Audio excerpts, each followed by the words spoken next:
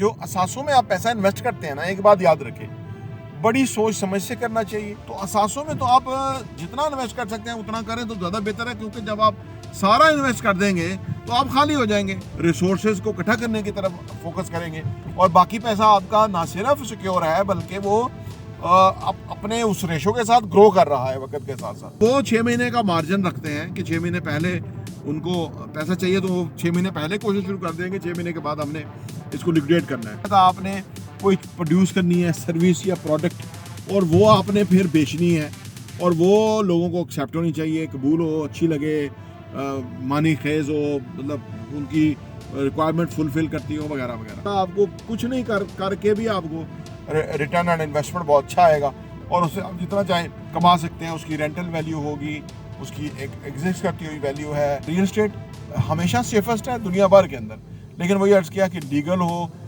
एक प्रॉपर जगह पे वो ए क्लास प्रॉपर्टी के अंदर आप इन्वेस्ट करें। ये नहीं कि बी सी डी किसी भी जगह पे आपने इन्वेस्ट कर दिया और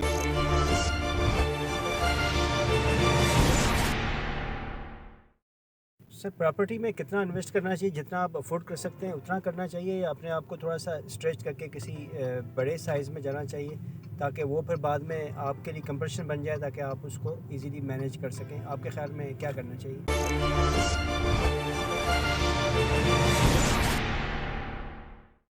बिस्मिल्लाहिर्रहमानिर्रहीम, अस्सलाम वालेकुम रहमतुल्लाहि व बरकातहू। देखिए जी, जो असासों में आप पैसा इन्वेस्ट करते हैं ना, एक बात याद रखें, बड़ी सोच समझ से करना चाहिए।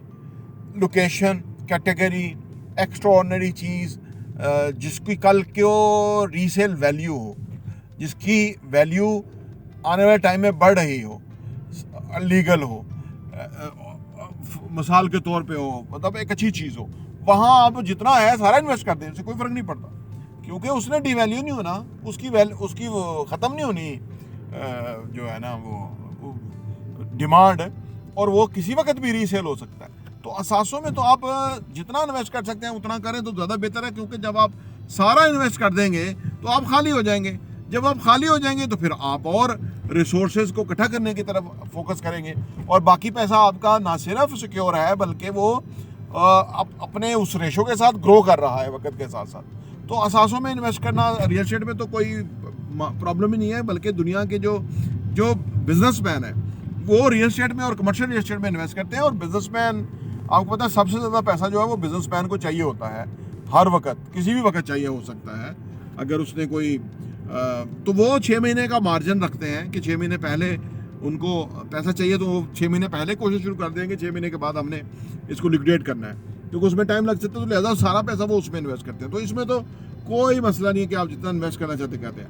अलबत्ता अगर कोई बिजनेस आप कर रहे हैं, जो कोई कारोबार कर रहे हैं, क्योंकि कारोबार में ना एक मशीनरी है जो आपने सेट करनी है, एक इकोसिस्टम है जो आपने डेवलप करना है, एक वो निज़ाम है कि जिसके तहत आपने कोई प्रोड्यूस करनी है सर्विस या प्रोडक्ट और वो आपने फिर बेचनी है और वो लोगों को एक्सेप्ट होनी चाहिए, कबूल हो, अच्छी लगे, मानी खेज हो, मतलब उनकी रिक्वायरमेंट फुलफिल करती हो वगैरह वगैरह।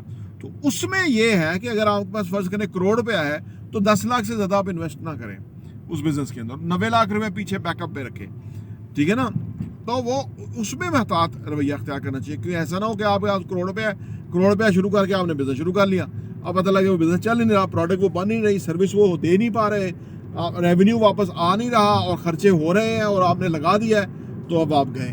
तो अक्सर लोग जो है वो बिजनेस में सारा पैसा लगा के डुबो लेते हैं, या वो पैसा ज़ाया हो जाता है, या वो करोड़ रुपया जो है वो फिर 50 लाख की सूरत में वापस आता है अगर वो आपने कुछ चीज़ बेचे में आधी कीमत पे बिकती है वगैरह वगैरह। तो रियल एस्टेट में अंदर अगर आप असासों में इन्वेस्ट करने लगे तो वो आप जितना भी इन्वेस्ट करेंगे कोई प्रॉब्लम नहीं है, लेकिन इन्वेस्ट करते हुए पूरा एक मैकेनिज्म होना चाहिए, टॉप जगह पे चीज़ हो, बल्कि वो अगर आप वो बढ़ ही रही है, वो एक ख़ास रेशो से बढ़ रही है उसकी कीमत, और वो ऐसी इन्वेस्टमेंट है कि जिसका आपको कुछ नहीं करके भी आपको रिटर्न ऑन इन्वेस्टमेंट बहुत अच्छा आएगा और उससे आप जितना चाहें बाद में कमा सकते हैं। उसकी रेंटल वैल्यू होगी, उसकी एक एग्जिस्ट करती हुई वैल्यू है, उसकी अप्रिशिएटेड वैल्यू होगी क्योंकि वो बिल्डिंग है, अगर तो बन रही है, कंस्ट्रक्ट हो रही है वगैरह वगैरह। तो ये दोनों चीज़ों के अंदर ये है, रियल एस्टेट हमेशा सेफेस्ट है दुनिया भर के अंदर, लेकिन वही अर्ज़ किया कि लीगल हो, एक प्रॉपर जगह पे वो ए क्लास प्रॉपर्टी के अंदर आप इन्वेस्ट करें। ये नहीं कि बी सी डी किसी भी जगह पे आपने इन्वेस्ट कर दिया और रियल एस्टेट में बचत वहीं भी होगी, लेकिन उसमें कुछ इश्यूज आ जाते हैं, जैसे लिक्विडेट करने में प्रॉब्लम आ जाते हैं। टॉप जगह के ऊपर तो आसान हो जाता है लिक्विडेट करना, आप सिर्फ जो मार्केट की कीमत है उससे थोड़ा सा नीचे कर दें, चीज़ निकल जाएगी। हालांकि वो आपका ऑलरेडी प्रॉफिट होगा, प्रॉफिट थोड़ा कट कर दें, जल्दी निकल जाएगी, और वो आप अपने पैसे को फिर लिक्विडेट करके कहीं और इन्वेस्ट करना चाहें तो जब भी आप कर सकते हैं। लेकिन उसमें भी 3 से 6 महीने का मार्जिन आपको रखना चाहिए लिक्विडेट करने के अंदर। कोई कमिटमेंट करे तो 6 महीने की कमिटमेंट करें, क्योंकि उस दौरान आपकी सारा वो लिक्विडेट होगा, तो वो फिर आप अपनी पेमेंट्स कर देंगे, उससे आपको फ़ायदा होगा। प्रॉपर्टी टीवी देखने का बहुत बहुत शुक्रिया।